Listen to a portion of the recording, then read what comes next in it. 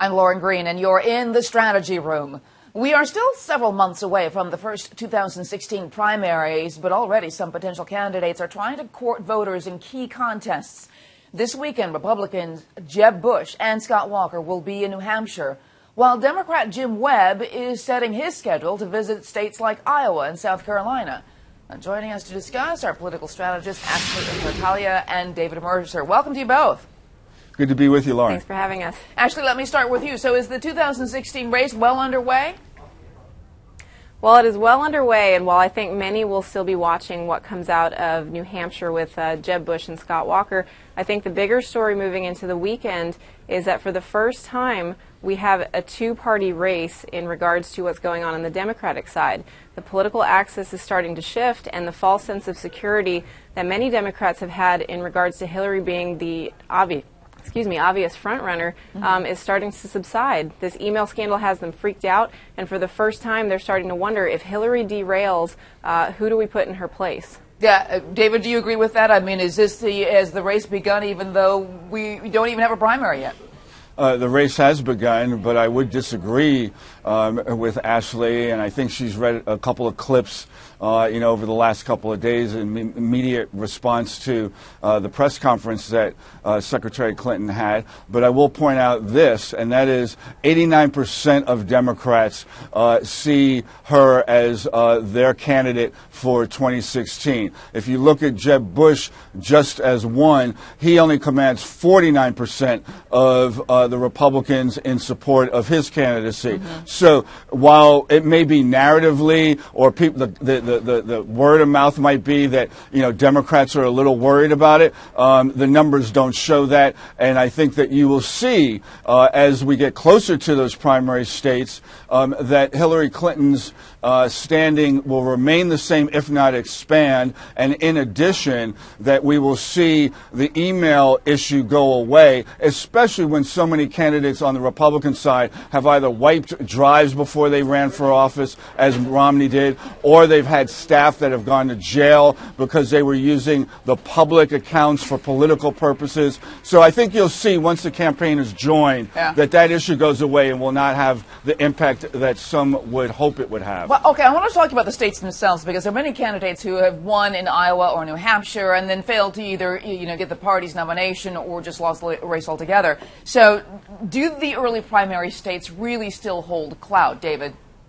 I believe they do, and you see that in the amount of money and time that is being spent, especially on the Republican side, in going into those early states, and that is sort of an investment. The thinking being that if they go in properly and get around those states and garner the support, that if they win 1, 2, or 3 of those states, coming out of the 4 first primaries and caucuses, that they will then have the momentum that will make it, 1, less expensive, and they can ride the momentum to the other states, be it Super Tuesday in the South and elsewhere. So, but Ashley, do some candidates, though, play better in some states than others? New Hampshire's not been kind to the Bushes, although they've done well in the general election.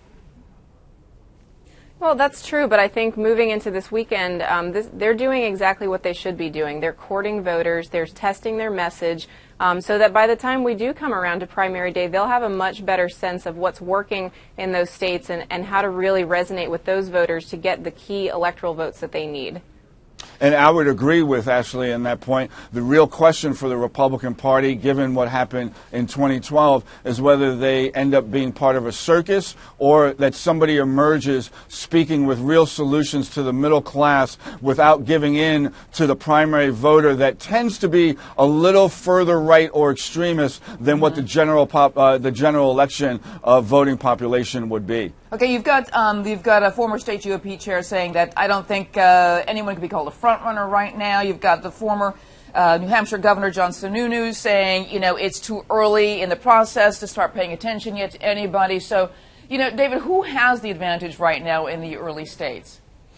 Well, I would think, and it's been touted that that Bush has the advantage when it comes to money, when it comes to getting very well seasoned and experienced senior staff. I mean, he got Romney's former state director out of Iowa. I think he's picking up the likes of the same in New Hampshire. So he's showing that he'll have a well-heeled operation. The question is, can he translate that to the voters that Ashley had alluded to earlier? And the big test for Bush is going to be whether or not he tacks to those voters or he stands as a leader, unlike Mitt Romney, who abandoned his ideas for which he should have run on. Mm-hmm. And Ashley, who do you think? Who has the advantage right now in these early states? Well, I think it can be anybody's game. We saw in the last presidential election that at different times throughout the election process, different people rose to be the front runner at different times, and I don't think that 2016 is going to be any different. Also, moving into the weekend, I think now this is a new opportunity for Democrats to maybe do the same thing.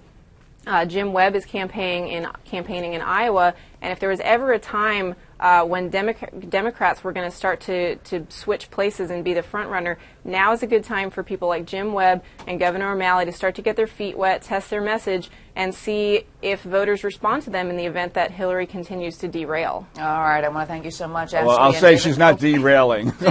Okay, yes, David did get out the last word. All right, thank you so much, Ashley and David. And you want to check out FoxNews.com for the latest on the 2016 race. I'm Lauren Green, and thanks for watching.